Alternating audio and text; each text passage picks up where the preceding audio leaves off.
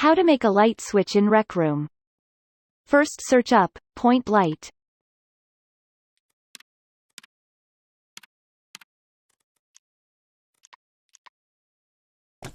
Then search, toggle button.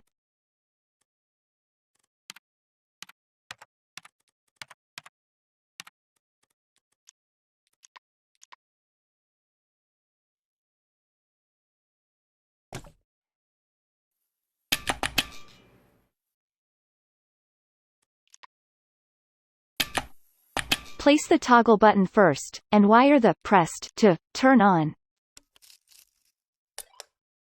Wire the released to turn off.